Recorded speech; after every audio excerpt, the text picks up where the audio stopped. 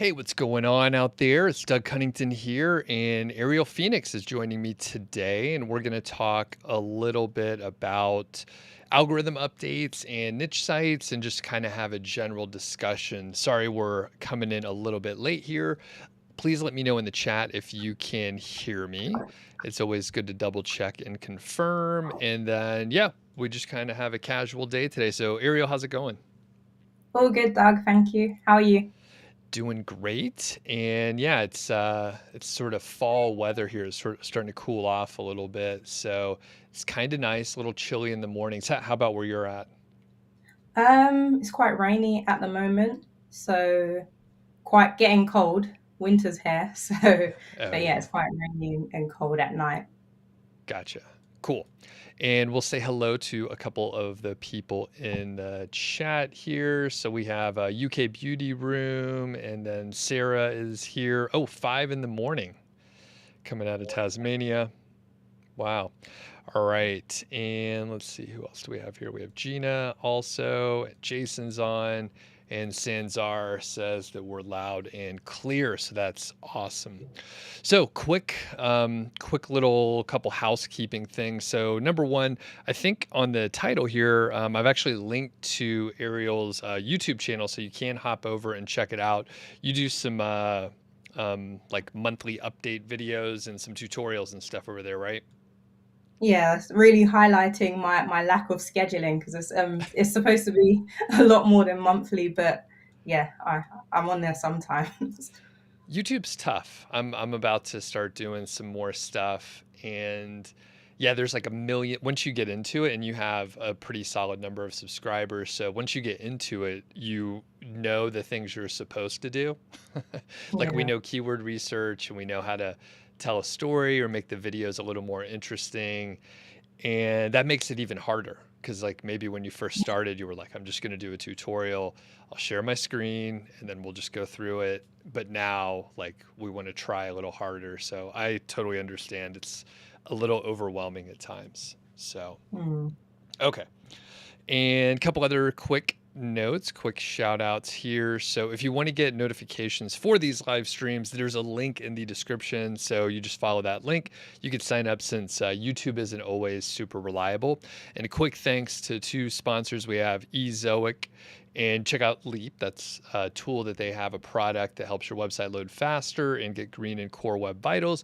And the great thing about Ezoic is there's no page view minimum. So you can go and get started with Access Now. There's a link there that you could check out and start integrating with the tools. The other is Odys, which will do sort of a little live walkthrough and check out a domain. And Odys has premium age domains that you could check out.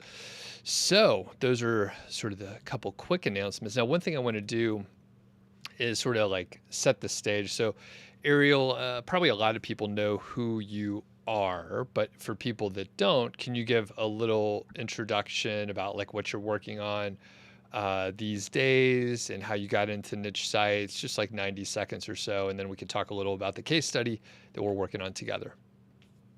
Yeah, so Ariel Phoenix, I stumbled onto niche sites around 2 years ago.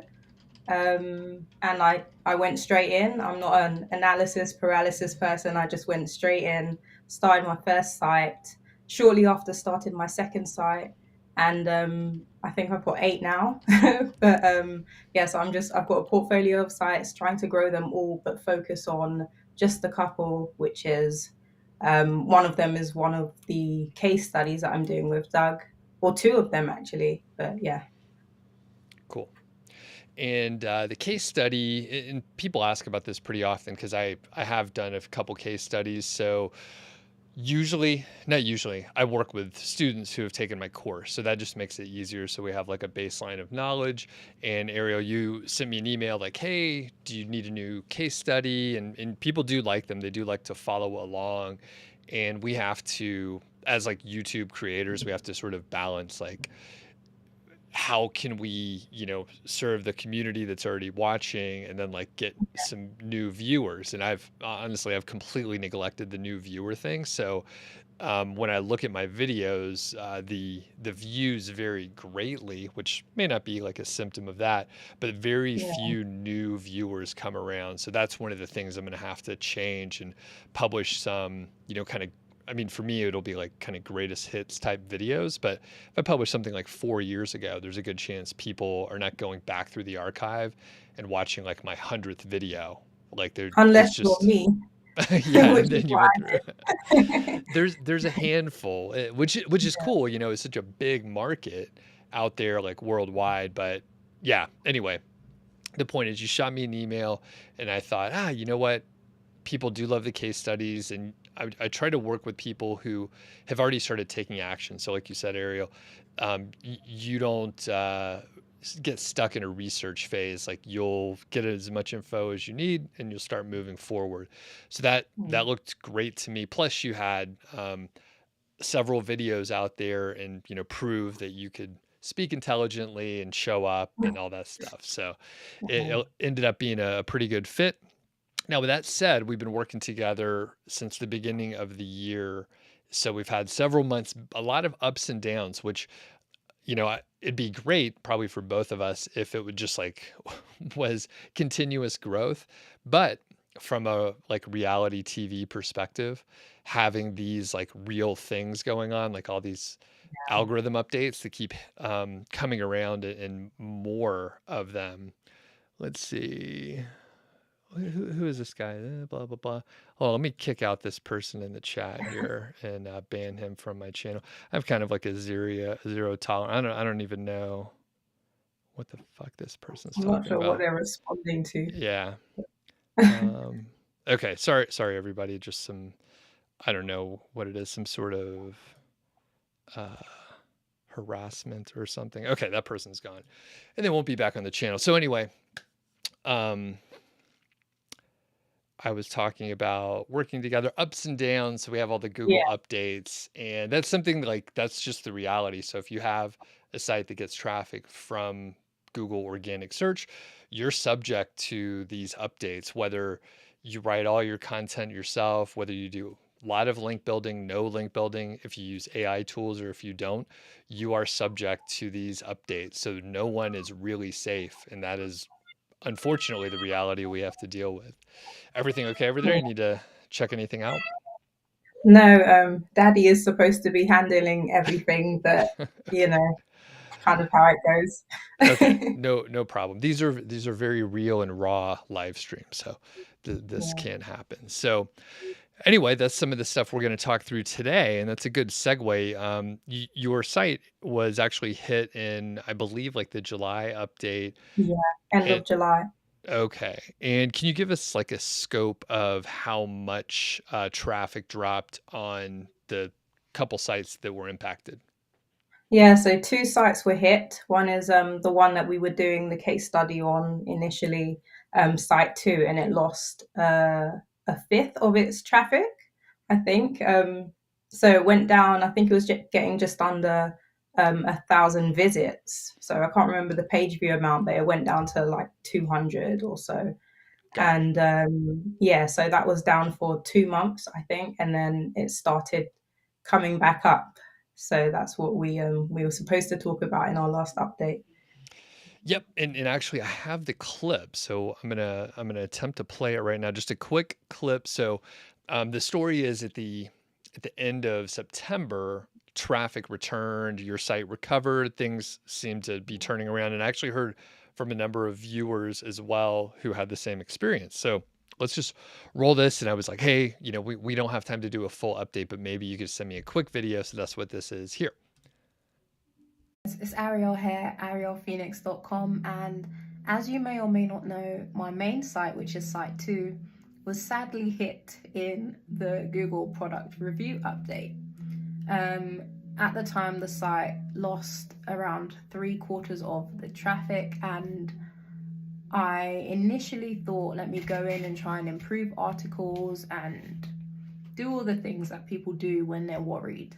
So I did start to go in and change some old articles. I did try and improve the site speed, but nothing was working. I mean, it wasn't going to rectify overnight, and I didn't know what I was doing anyway. I was just shooting in the dark, so I decided let me leave it alone and just completely put it aside and let Google figure it out and go and work on another project. So I was quite fortunate to have another project I could work on in the meantime. And I was actually told that it probably wouldn't rectify until another update.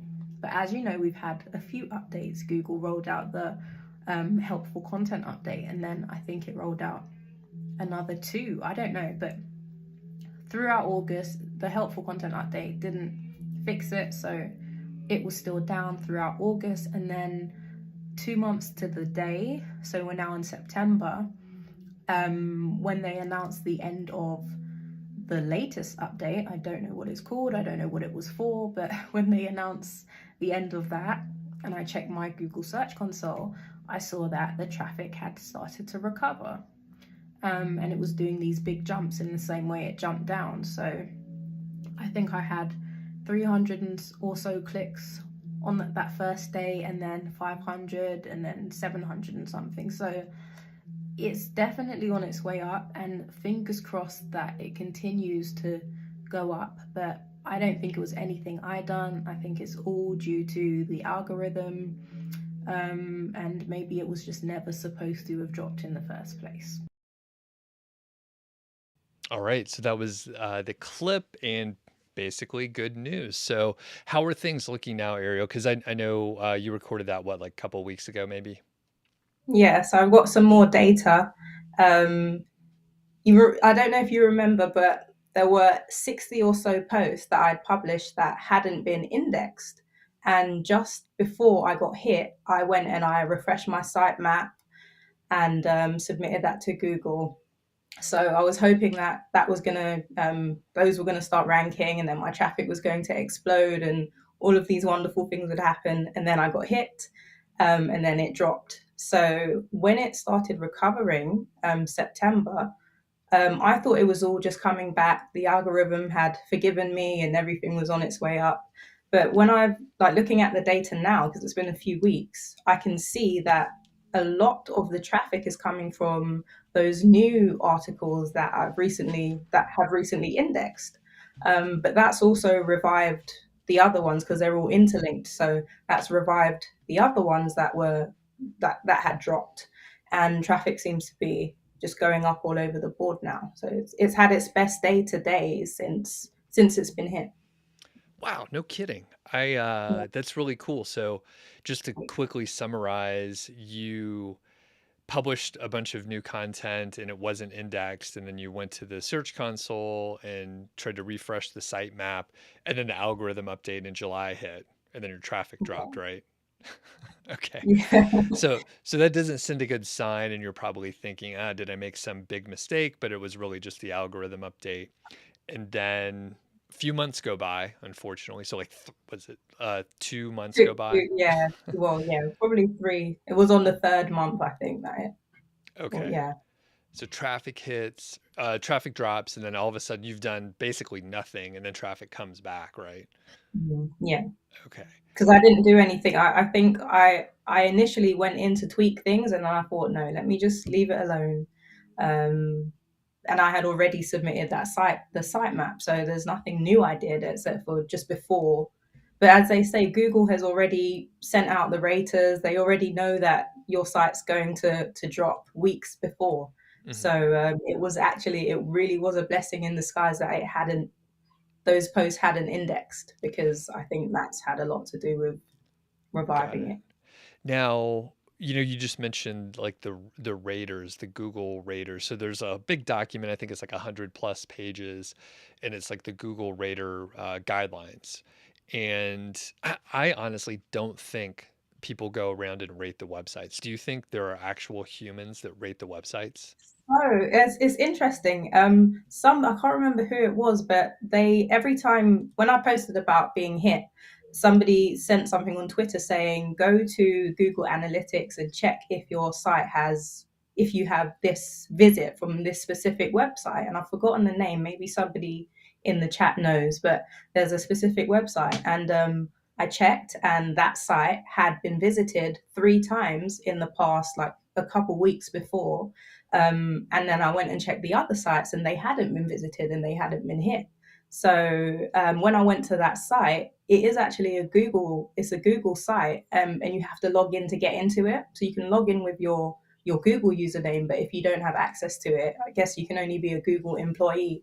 So I think something flags on their end, and then a human does go in and look at it. I don't know. They're never going to tell us their process, but there is something to being visited by that website.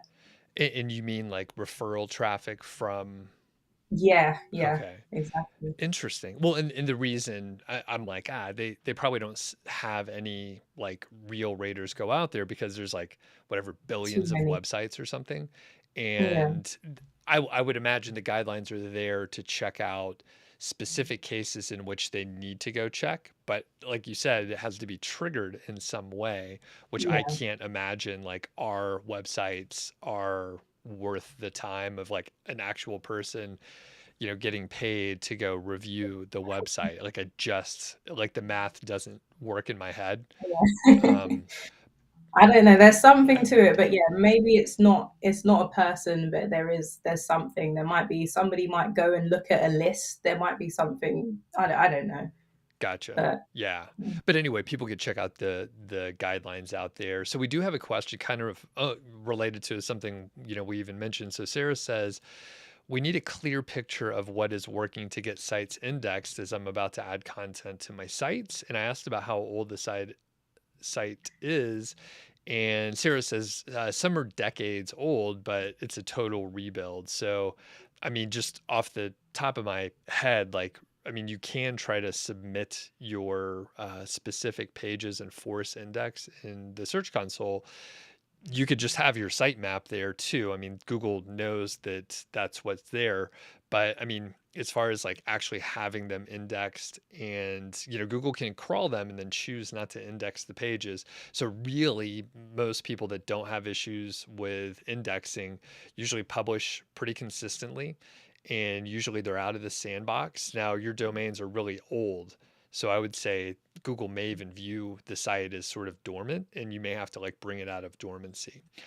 And the other part is like usually people that don't have trouble with indexing typically have a lot of links pointing at their site, so it has like a reasonable, authority, and they're potentially right.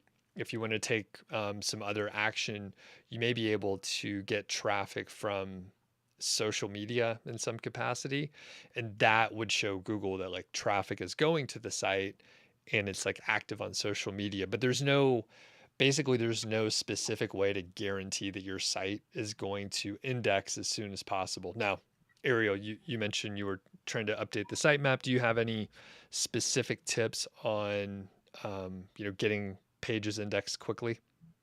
so I do use the Rank Math plugin with the Instant Indexer tool. I'm not sure how long that's going to be a thing because we're not supposed to use it for our sites. It's just for news sites.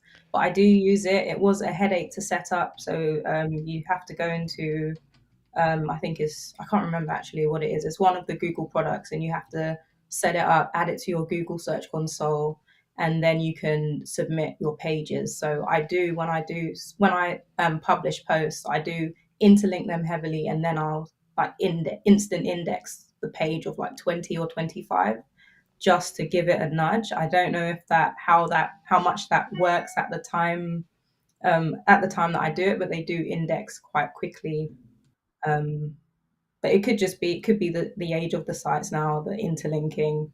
So I Right. don't know, but Yeah. And I mean, the thing is, if you ask a lot of people, like you'll get a bunch of different tips, all of which probably don't hurt anything. But at the end of the day, like I mean, I feel like it's kind of chasing your tail around to like try to force Google to index. Like they know the page is there and they're yeah. specifically choosing not to index it after they crawled it for some reason. So, I mean, there's not too much you could do. I wish there was a better answer, but Google does. I mean, they don't tell us too much, but generally, and you could go, I think it's on like Search Engine Roundtable or Search Engine Journal. They often log a lot of the tweets that either John Miller or Danny Sullivan put out, and they'll say like, oh, if we crawled your page and we're not indexing it, we don't like it for some reason. So do better with quality. Maybe we feel like it's regurgitated content or something like that. But there's some reason, whether we think it's valid or not, there's some reason Google is choosing not to index it. So, you know, high quality and, links to your site usually helps. So we'll get to a couple other questions here. Oh, David, what's up? Don't worry, you're not late. I switched the time on us today. And quick favor for people out there, or from people out there, if you could hit the thumbs up, that'll be good. We have a shockingly low number today. Is it a bad title or something like that? People don't really care. People are fed up of hearing about algorithm updates. Yeah. Everyone is, I guess. All right. And Gina says, great news. It motivates me to keep going despite Google messing with us lately. And Sonia also says, the last update was a product review update at the end of September. And if your traffic bounced back, does that mean you have quality product reviews? Ariel, what do you think? Sorry, what was that? I was trying to sort out the Sure. noise. What was the question? Yeah, so basically, if your traffic bounced back because of the product review update at the end of September, does that mean that you have quality product reviews? What's your take? Well, remember, I didn't even have product reviews on my site, so that's why I feel like it shouldn't have been hit in the first place. So maybe Google made a mistake, but I think I have quality content on there. I have since gone back and made it more quality, more helpful, and more reader friendly. But I did think that it was good enough content to begin with. Yeah, and that's the mysterious thing too. These updates are supposed to do certain things, and like I said before, there's not much we could do. Even if Google is telling you like it's going to be about product reviews, it may or may not react how they anticipate or what they intended. And then, like your specific example, we see it all the time, which is really unfortunate, where you were doing the right thing, and then your site gets hit and you don't do anything else, and then it returns to where it was, maybe even better. So it doesn't really give us any good feedback to do anything with it. Yeah. And when I feel like when people have they have answers for what the algorithm updates are doing, they will cherry pick, right? Like maybe we can look at some activities that you did. You didn't do too much, but I think, Yeah. did you do anything at all to the sites? So this is the thing. There's another site 3. It was already declining, and then because it was being neglected and it needed some help for a long time, so it started declining. And then when I think the second month after the July update came around, it just dropped down. So while site 2 was recovering, I went into that one and I could see a whole bunch of problems. So I could understand why it dropped and why Google punished it. But what I done with that site, I noticed that the cache hit rate was really bad. So there was I had to select override cache headers in Ezoic. That's a setting that was off on most of my sites. I think site 2 also had that. So that's one thing. Another thing was I had deleted plugins and they left code and all kinds of stuff around, so that needed cleaning up. And I changed the theme completely. So I changed to the popcorn theme. It was very lightweight, and there was I think I've only got about 6 or 7 plugins on that site. And within a day or two, it just started shooting back up. So those are things that I could see they were definitely problems that Google would have an issue with. But no other sites have been impacted for me to try it out again and see if that's something that's going to improve it. Yeah, it's really it's hard to know what to do, and we just or I just interviewed Olga from SEO Slide. Do you watch those interviews, Ariel? I've not seen the most recent one, but I do follow her on Twitter, and she done a whole page on all the different things, all the problems. It's kind of intimidating, but yeah, there's so many things that could be wrong. And one of the big things, and I have the interview on the channel. I'm actually about to pull apart for some specific clips. And, one of the things we talked about was how long it can take between, taking action and then your site recovering. So, one data point that I have is Marty McLeod, who I interviewed earlier this year, but he had a site that I think it dropped by like 40%. The traffic dropped by 40%. And then he just went back and like methodically reviewed the content, reviewed the competition, updated it, added new images, and just generally tried to improve the content and fill in any gaps that he might have. And then, very slowly he got traffic back. I think it was over like 3 or 4 months. So pretty long time and many hours. But the thing is, you know, if you have a site and it's earning like a few $1,000s per month, that's like an asset worth, over $100,000. Like even if it's kind of boring and it doesn't look like it's exactly working yet, or if it's only like 2% increase each month for a little while, like slowly Yeah, he got his traffic back to about 90% of where it was. yeah, So with that in mind, Olga talked about, yeah, it could be, a few months. And sometimes it could be just like you, the next update that comes around picks it up, which seems like a little crazy. That's what they used to do with like Penguin and Panda.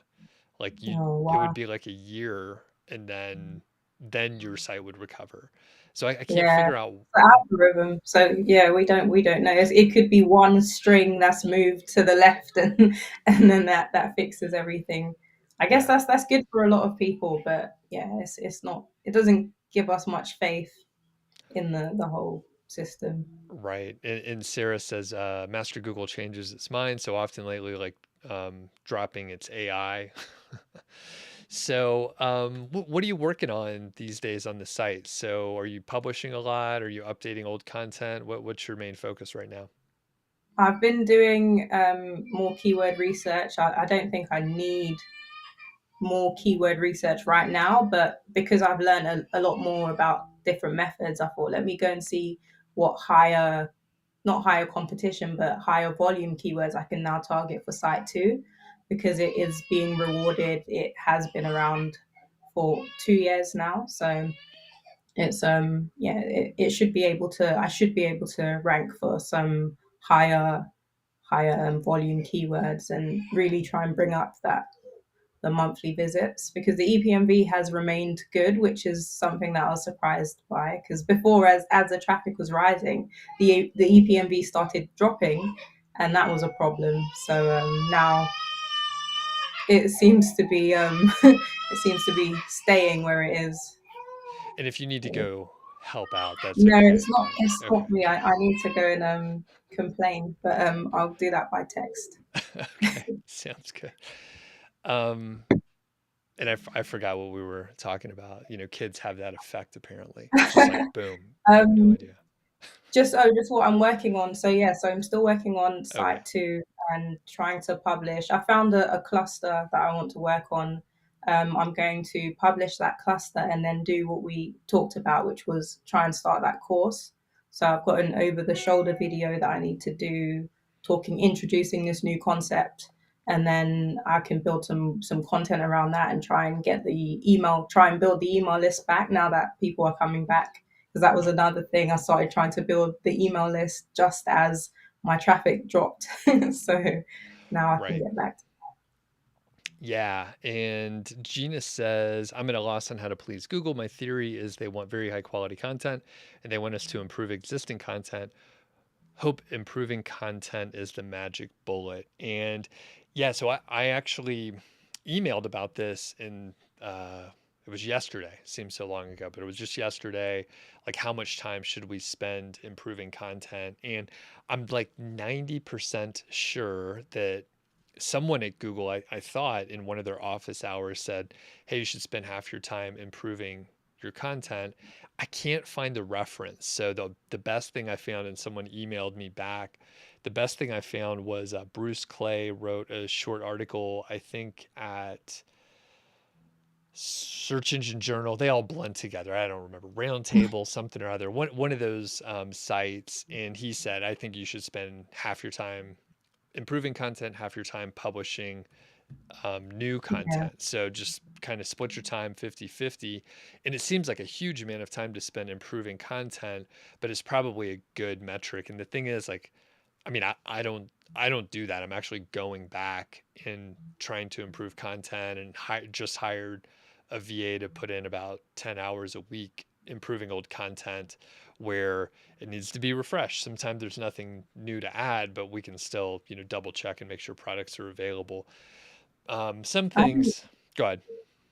I think improving. I think when people think about improving content, they're not necessarily thinking about it in the way that can increase their traffic and time on page and stuff. They're thinking they just go in and refresh some stuff. But there is a real opportunity when you, if you're using data to decide which articles that you want to improve and exactly what you're adding to it. So one thing I've been doing is going into Google Search Console and using regex, or I think that's how you and what that is you just go and you search for is it would be regex, regular expression. Mm-hmm. But you go and you search for stuff like questions, so what, where, when, and those kind of things, and you look and see what queries are getting high impressions but low clicks. So I went and I'd done that on site too, and I could see a bunch of questions that I was getting impressions for, and I could see what pages they were going to. And there was an opportunity for me to go into that article, add a new heading, answering that question specifically. So that's something I've been doing to improve the article. So not just improving for the sake of improving, but actually adding something that is going to benefit it from the data. And then another thing is making it more user friendly. So spacing the content out more, adding images, and I've started adding videos. So AI generated video to the post, like a summary of the post. So they're either going to watch it, or it should keep them around longer. It might not, but it just gives the article another edge, I reckon. Cool. That is good. And we got a couple questions in. So Cast says, my website's 3 months old and I have 2 clicks from Google per week, usually 0 daily. Is this normal, or could it be a penalty and there's 150 posts? Ariel, what do you think? What did she say? It's 3 months old. It's quite young. 150 posts. I think if they've not been interlinked well enough, that might be a reason the traffic is not picking up. I don't know if it's a penalty, because wouldn't that mean that it's not getting anything at all? I don't know. Mm-hmm. Yeah. It's not, it's, I think people misuse the word penalty. So if it's a penalty, you'll get an email. You'll absolutely know that it's a penalty. There's no mistake when you get a manual penalty. It's noted as a little notification in your search console. So I think people misuse the term just because they don't know. So if you get a penalty, you will know you got a penalty unless you're just not paying attention to anything. I think if you have 150 posts, maybe you should be getting a little bit more traffic than that. But the thing is, like, we don't know any of the details. It could be pretty competitive, in which case I would tell you to dial it back and try to go after lower competition stuff. Internal linking could be a factor. Your keyword selection could be a factor. There's probably 10 things we could list off that you could check out. But it's unclear with just hey, am I on the right track? I would say you're probably off the pace a little bit, but there are reasons that you could easily fix, or that could be like intentional, like that it's going to be a little bit harder. And Cast also said it's a review website, so I figured maybe the Google update stops its growth. It could slow it down, but if you should probably be publishing plenty of informational content as well. So that should be something It in should be a your, balance. yeah, yeah. So John says, is there any indication how often Google will check for an updated content? Any info on how much of a change is considered an update? So I was reading a little bit about this. As far as how often Google will check, it's really unclear. I mean, they have the site maps usually if you've set it up with Search Console, so they kind of know whenever you make an update and the site map gets updated, like they know that it's updated. So I would say like every day or couple days or so, like it's pretty quick. And as far as how much is considered an update, I mean, really, if you're making any real changes, then that should be considered an update. I mean, I don't know what Google would say, but if you're going and double checking and you see a product is gone and you remove it, like that's an update. So, or if it's informational, like Ariel, how would you, I guess, gauge whether it's a quote update? Yeah, anytime I go into an article, I'm moving something around, it's an update. But then, like I said, I do use the instant index tool just to just to nudge Google. Mm, I don't know if it's working, but I think it must do something because the API is for news sites. So if you do something that is something that needs to be up there, it's brand new, and you use the instant indexer, it will come up straight away. So I do use it, might abuse it a bit, but that's yeah. yeah. Do you worry about that? I mean, that's how people get penalized. Basically, there's a tool, and then marketers abuse it, and then Google says, no, that's not what we meant you for you to do. Yeah, I do. It's in the back of my mind, but at the same time, yeah, I just It's worth it. I probably should be more cautious and only do it on a specific site. But yeah, Yeah. well, time will tell, won't it? It's one of those things where, like, if everyone can do it for free, then it will slowly lose its effectiveness. So, Yeah, and the thing is, like, Google tells us to do certain things, but it doesn't necessarily mean that's like the best practice. It just means that's what they want us to do. So, okay. And follow up on John's, I'll just say, like, don't think about it too hard. This is one of those things, like, I mean, really, it's like fuck Google, right? So if you're going to update the content and you're like, oh, do they consider this an update? Who cares? Think about the visitor and the searcher, and like if you could make it better to solve their problem, like who cares if Google thinks that it's a quote update?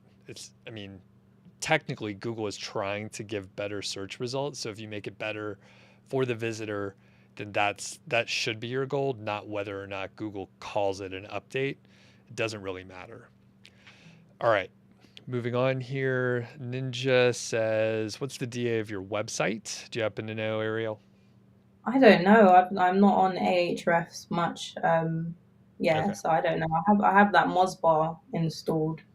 Okay. Um, And then Ninja further asks, "Do you target articles of competitors with lower DA?"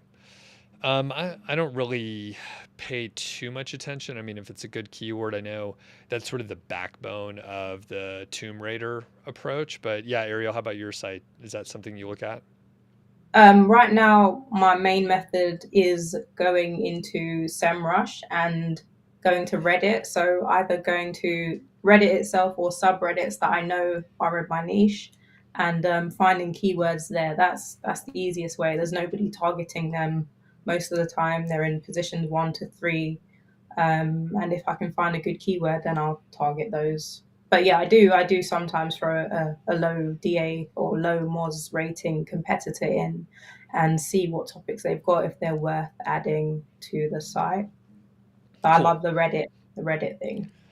Yeah, very smart. And typically, right, you could probably answer the question a little more efficiently than a Reddit thread where, maybe there's debate or something like And you that. can use their information as well because you've got all of that firsthand. Somebody's like, no, don't use that because XYZ, then you can throw that into your article and just make it better.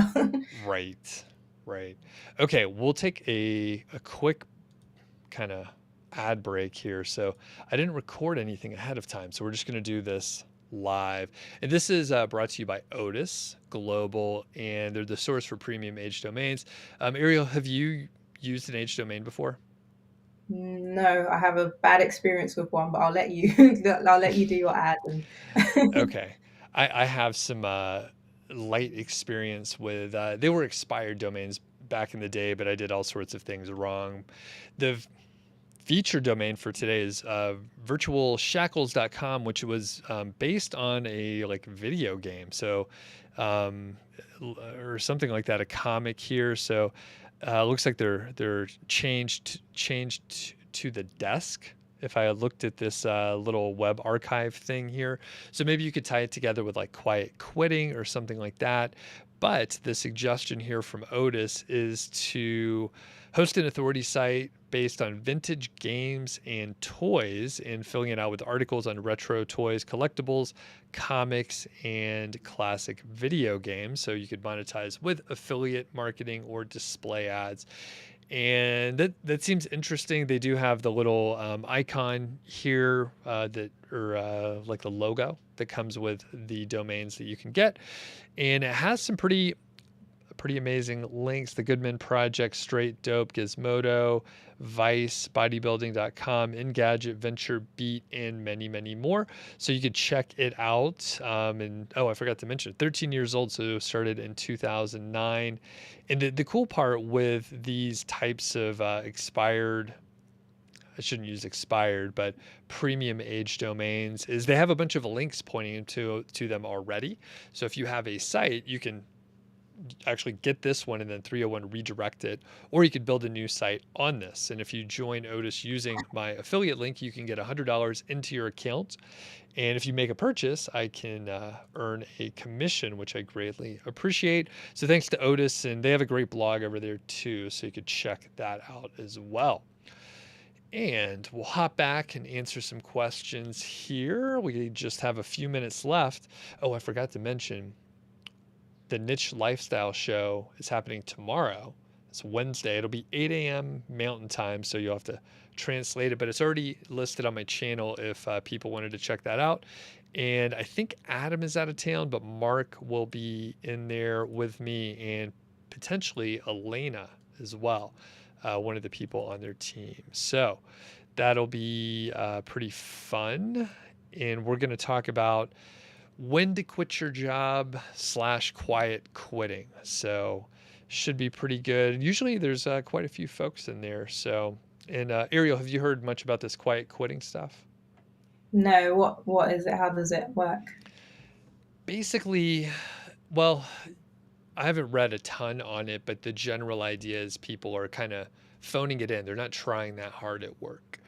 And when you hear like a corporation talk about it, they're like, oh, people aren't putting in enough time. Like they don't care about their job too much. And they're really just doing the bare minimum. And when I think to myself, I'm like, no shit, like the company is doing the fucking bare minimum. That's exactly what they are doing. So of course, like if we have the leverage, we would not, why would we give more than we need to for our boss's boss's boss? Like it makes no sense to me. So I haven't actually. I had that situation once upon a time. Sorry. Back in the day when I had a job, it's a while now, but I was at this company as a telecoms company, and I was working really hard, and I thought I was working really hard, and there was a position that was paying a bit more, and it was the same work I was doing, just a bit more responsibility. So I spoke to my boss and I said, like I wanted to go for that position, and then they basically told me, yeah, work a bit harder and we'll see what we can do. And then they employed somebody else and then got me to train the person, and that was when I was like, it just didn't make any sense. I was like, and I went part-time after that, working on a business, one of my businesses of the past, and I just slowly, my sister, who I got her a job at that company, And she noticed, she said after I went part-time, she just noticed an attitude change in me. So I was still doing my work, but I came and I left, and I didn't care after that. So Yeah. yeah, so I quietly exited. Yeah. And it's funny, like, I guess it's become a term after like quarantine and COVID and stuff. And, the job market in a lot of places shifted, and, the employees have a little bit more leverage, and it's, they're able to get other jobs and stuff. And when I was experiencing it, it was going on for a long time, but this was probably like 2006, 2007. But after I got a couple years in the workforce, I realized, oh yeah, this is all just really dumb. It's really dumb to be uneloquent about it. It's like, hey, just work a little harder for us, and we really care about what you're doing. We're just not going to pay you anymore for it, but we want to extract value from the work that you're doing. So when it comes down to it, they frame it all in a certain way, and depending on your background, you may think, yeah, I really want to put in the extra time so that I can get like a 2% raise or whatever joke of a raise they give you. Or you completely reject it and then think, oh, I could do much better on my own, which I think most people that are probably watching, you probably think you could do a better job anyway. So, okay. Let's hit some of these questions so we can get out of here. And 8Man Out says, Google updates and crawling and all that stuff. It depends on your crawl budget. So 8Man Out, very smart, good advanced topic there. Yes, you're right. The crawl budget does matter, but a lot of times, like, people will still have an issue having their site indexed, even if it's crawled. So the crawl budget does matter. And I actually did a decent amount of research at one point in time, because I thought, hey, maybe I'm using up my crawl budget. But you have to, generally speaking, do your own research, but generally speaking, you have to have like many thousands of pages, and then like some sort of small mistakes that make Google use up the full crawl budget, but you have to have a shitload of content. Ariel, have you investigated crawl budget ever? No, they spoke about it. I was at Brighton SEO the other day, and they spoke about it in the technical SEO, but I don't think it's something I'm going to have an issue with. I feel like it's something, if you've got a programmatic SEO site and you've got thousands of pages that you're putting up, then that might be an issue. But people putting up 10 posts in a week or a month or whatever, I don't think it's something that's...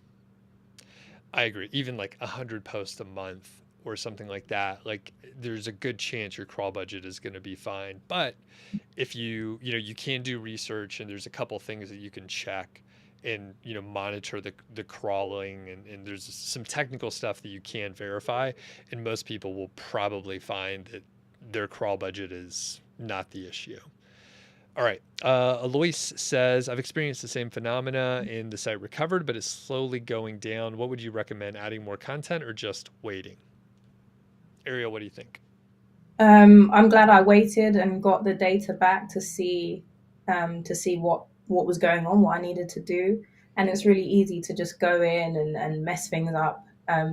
Generally, adding more content is not a bad thing. So if you do still feel motivated to add content, and you've not done anything wrong, and you think the site's going to recover, then add content. Right. And his site did recover. So it did recover. So I would say, yeah, go ahead, start adding content. And, waiting and neglecting the site is typically not going to lead to recovery if it's slowly going down. So I would say, yeah, go ahead, add more content, improve the old content too. All right. Sonia says, when you update a post, do you change the date published or just hit update? I typically will put like a little note at the top of the article, and it'll say like last updated on blah, blah, blah date. So you can update the published date if you want to, but I usually just manually put it in there. So what do you do? On that site that I spoke about, site 3, that was completely dying. I actually went in and and I changed all the 2020 and 2021 posts to 2022 and added added the date in the title if it made sense. And the site is just doing better than ever. So maybe there is some value in changing the actual publish date. Okay. And on the title too, because I mean, from a click-through rate perspective, if someone sees 2020 versus 2022, they'll probably Yeah. go for that. So good idea. Sarah says, is it worth concentrating on external traffic like Facebook rather than worrying about Google until it realizes the site's importance? I would say only if you care about the external traffic source. So if you want to spend time on YouTube or Instagram or whatever, or Facebook, you can do that. But I mean, Google is probably going to be a better traffic source generally. And I would not ever wait for Google to realize the site's importance. You could wait a long time. So, do you do any social media stuff? No, it's a case of spreading yourself too thin, I think. I do feel like you need to diversify, but I think diversifying for me, what I'd want to be doing is just my email list and organic search engine traffic. So so Facebook and stuff, they seem like distractions to me at this point. Yeah, I'm not a big social media fan, trying to do less of that anyway. It's a Sarah, lot of maintenance as well, and unless you have like a virtual assistant to manage just the right. social side of things. Well, the big thing is, you could publish a blog post or a YouTube video, and potentially it could bring in traffic for a long period of time. On social media, typically you have to keep publishing consistently, and it's a treadmill, hence a VA to help out. And I just, I don't, it's harder to get someone off the platform. Like the goal of the platform is for someone to stay on the platform and just keep scrolling. So I usually don't take a strong stand, but like generally, I don't want people to do that. Like get off your phones. Don't do that. So like I at least in a very small way, I usually don't do this, but try not to be part of the problem, which it's just generally not a positive thing to do. And okay, Sarah also says, are you concentrating on mobile friendly sites? Yeah, generally. I mean, most people are on mobile anyway, so yeah, we both are, right? Yeah. Gina says that Kure says, I don't know who Kure is. Google is able to tell if AI. Corey, the guy that talks about the topical clusters. The thing with the AI thing is Google shouldn't know or shouldn't care that it's AI assisted. I say assisted because there needs to be that clarification between AI generated, which is click, publish, and AI assisted, which is kind of how I use it. Put the research in, right with it, add your voice, all of that stuff, and make a really good article that a human wouldn't have an issue with. And that's the main thing. So even if Google could detect this string of text it has this pattern, it shouldn't show up enough that Google has a problem with it, and the content should be good enough that Google doesn't have a problem with it. Because they said in the helpful content update, they said that it's about creating helpful content for the user. They didn't say that because bad content created by a human and bad content created by AI is bad content. So the aim is to make sure that your content is good. So Right. I want to make that clarification between generated and assisted and AI tools. Okay.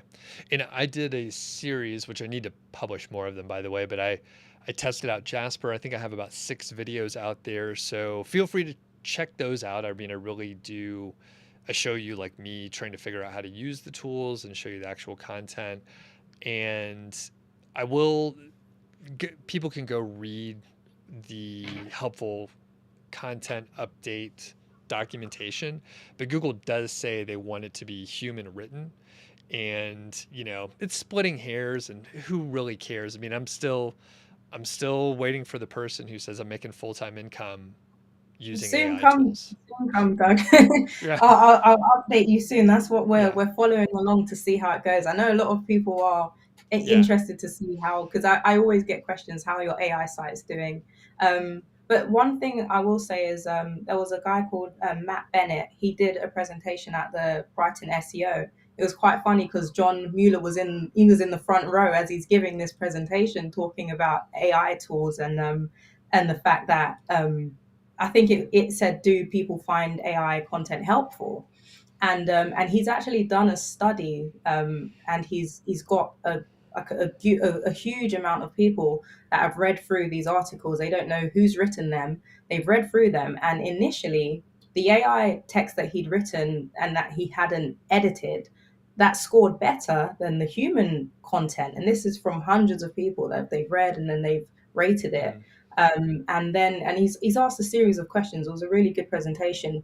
But then when he done the test again with experts in the field, he paid these writers $200 per post, and they got a higher score from people than the AI tools, but the score, it was only marginal. So it didn't make sense that the $200 writer, and people only thought it was like 3% better than the AI written content. So yeah, that's And I would be curious on it's a good debate. It's a good debate. I would be curious on the topic areas, because the thing is, if you read something that is really good, it's probably written by a person. Like, you think about the stuff that you actually want to read, yeah. and I But mean, how there are exceptions in both cases. Yeah. Yeah. When we're talking about the majority of the content that we're publishing in a lot of cases, so these questions that we're answering and stuff, the people that are coming to the sites, you can look at the bounce rate and stuff. The people that are coming to the sites they're not they're not coming because they're fans of the site or of the writer. They're coming to get their information and then they're going. True. So Yeah. I don't think I can't remember a time where I've searched something on Google and then hung about and read the whole thing or gone to check out the author's other stuff or just thought this was so well written. That's why I said I've never read a $100 or $200 blog post. Maybe I have, but I wouldn't know. Yeah. Yeah, it's it'll be interesting to see how it plays out, and I'm testing the tools. I need to get back on that. But quick side story. So I'm actually going back on niche site project and updating some of the content, and I'm writing it myself. I'm not even hiring a writer to do it. But that kind of stuff is where I would be, I don't have time. Frankly, I don't have time to test out the tool to see if it would do a good job. But the thing that I could bring is my own personal experience and stories. And it might be a little bit different than the content that we're talking about, where it's like, Yeah. can you use, what are substitutes for eggs or mayonnaise or something like that, where you can get like a straight answer. Maybe an AI tool can do it. But if I'm like telling someone how to do keyword research for a niche site, I want to tell my own stories. I don't want to regurgitate other stuff. So it depends on what you're trying to do. And like I said, I'm literally writing it myself. I'm not even hiring anyone else.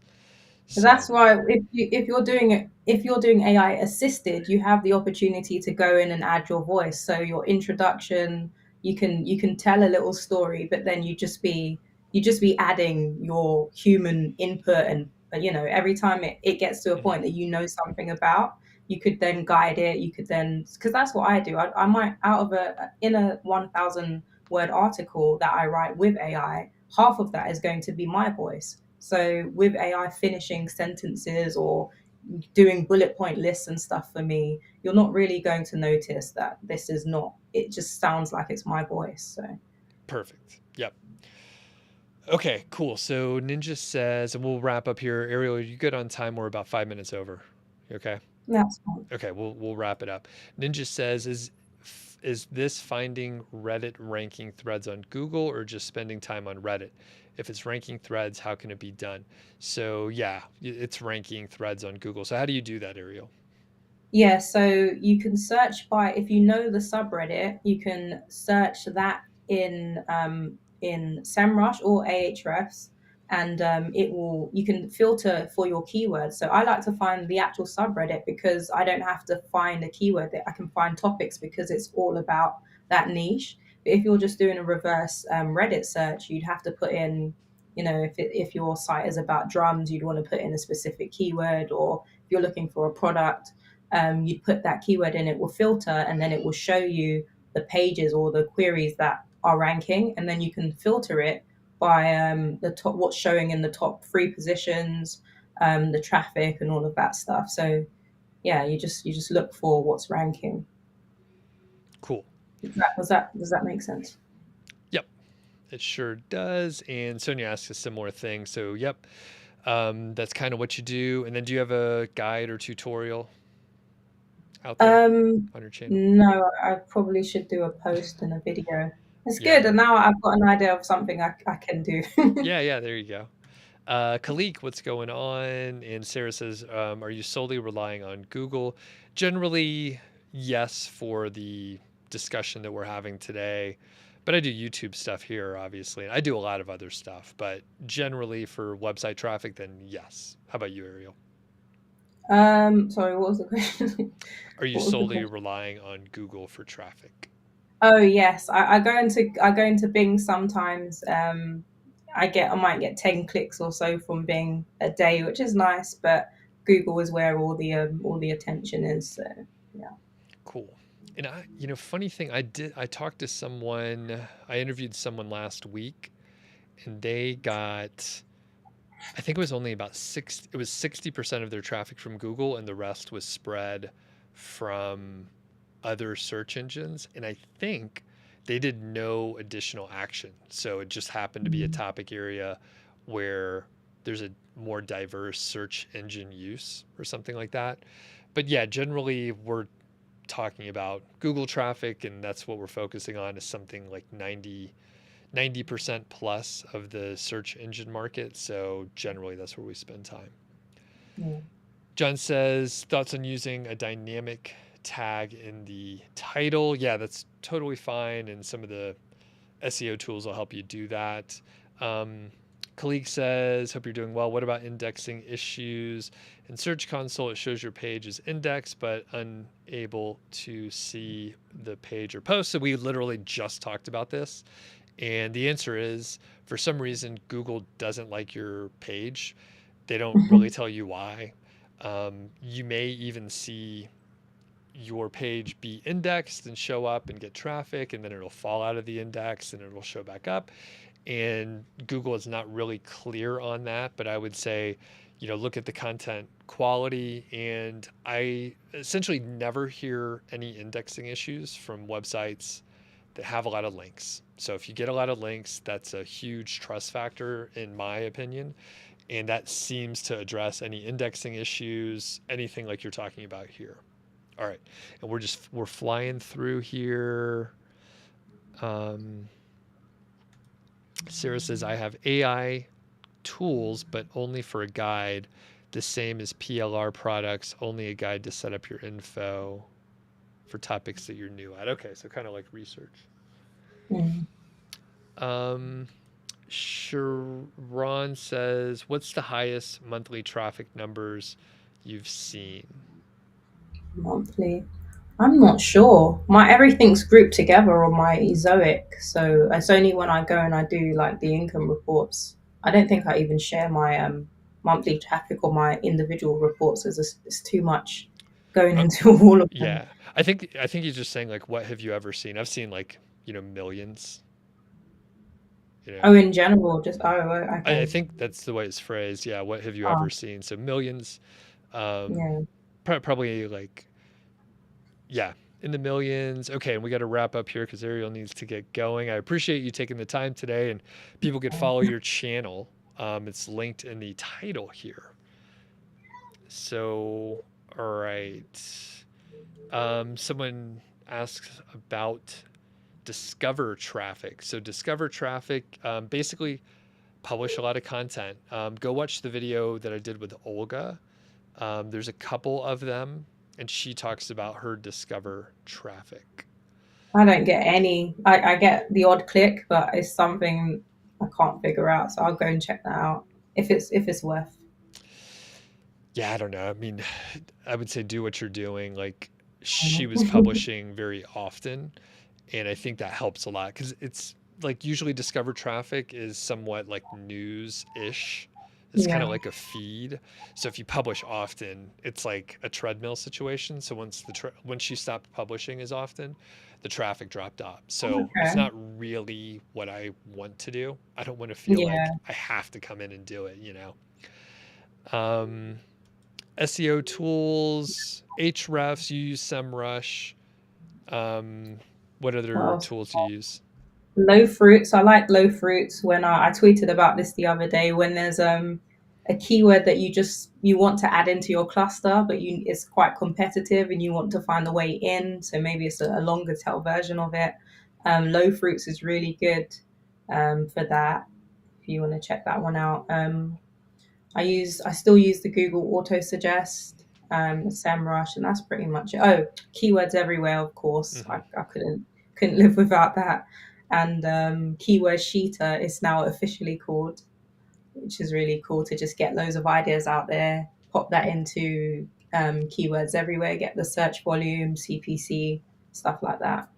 That's something I've not really heard people talk about. Like, I always wondered if there was a correlation between CPC and your possible earnings from ad earnings, and it turns out there is. So that's quite cool. Hmm. Excuse me. It used to be a lot more correlated, I believe, because people were bidding on the specific like kind of traffic, but now with cookies maturing so much and like your ads could follow you around, it doesn't apply as much. But it does, I mean, it tells you like what people are paying for those keywords. So Yeah. it gives you a pretty good idea. And yeah, the only other one I'll throw in there is KWFinder. I like that tool pretty well. I've done a few demos on it so people can check it out. Daniel did mention that he's very late and he's going to go back and Hey, watch from Daniel. the beginning. All right, so we'll wrap it up here because we need to get going. Don't forget tomorrow on this channel, we're doing the Niche Lifestyle Show. So Mark Mars and Elena from Niche Website Builders are going to be on. Alex is still out, I think, and I think Adam will be out too. So as far as I know, it'll be three of us, and we are talking about partially quiet quitting, partially like when to quit your job and go full time. So if you have the opportunity, folks, hit the thumbs up whether you're watching the replay or you're watching live. And Ariel, I guess we'll catch up like next month or something like that for a full update, right? Yeah. Cool. All right. Well, thanks for joining me today, and I'll talk to you soon. All right. Bye.